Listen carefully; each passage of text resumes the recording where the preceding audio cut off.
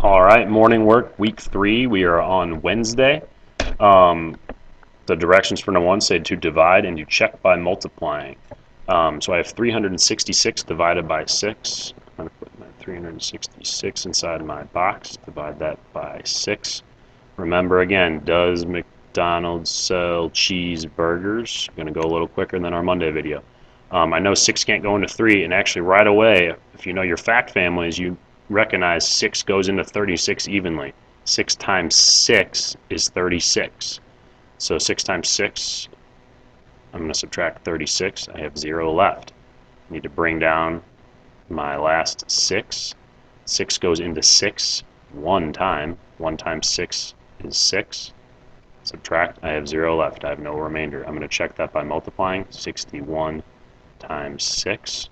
And hopefully I'm going to get 366. 6 times 1 is 6. 6 times 6 is 36.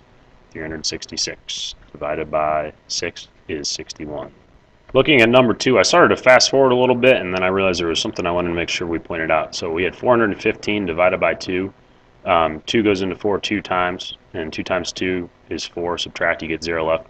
We're going to bring down our 1 here, and then I know 2, I'm back to my top step to divide. 2 cannot go into 1, so before I bring down this 5 over here, I need to put in a 0 as a placeholder above that 1 up top.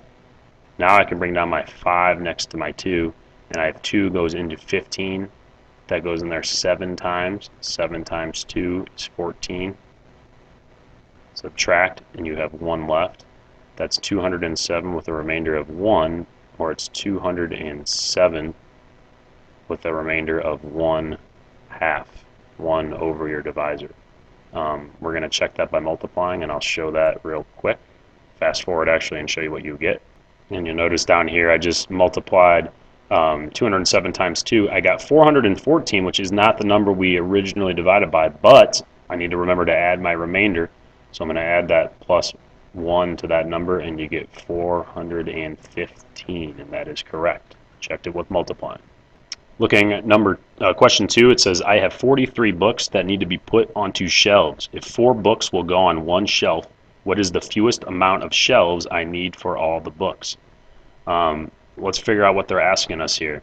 There's some key words in here.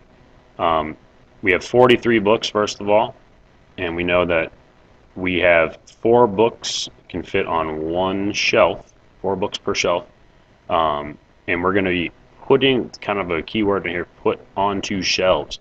So we have a whole group of 43, and what are we doing? We're taking them, we're kind of taking that group apart. That is dividing. So you've got your 43 books, and you're putting 4 on a shelf at a time. So 4, 4, we are dividing. We're going to be dividing here.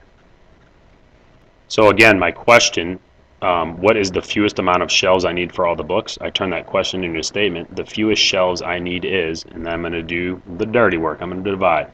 So 43, I'm going to be dividing by 4 because it's going to be 4 on each shelf. 4 goes into 43. I'm sorry, 4 goes into 4 one time. Remember, does McDonald's sell cheeseburgers? 1 times 4 is 4. Subtract, you get 0. Bring down my 3. 4 can't go into 3, so I have 3 that are going to be left over, but I need to put them on a shelf somewhere, right? So 4 can't go into 3, so I need at least 10 shelves is going to cover only 40 books, right? We'll have 3 left over. So I'm going to need to go 1 more, and I'm going to need at least 11 shelves. 11 shelves total. And on one of those shelves, I will have space for 1 extra book. But I'll need at least 11 shelves, because 3 left over isn't going to hold all the books. So 10 would only hold 40 books. I need at least 11, which would hold 44 books, and we'll have 1 space left over.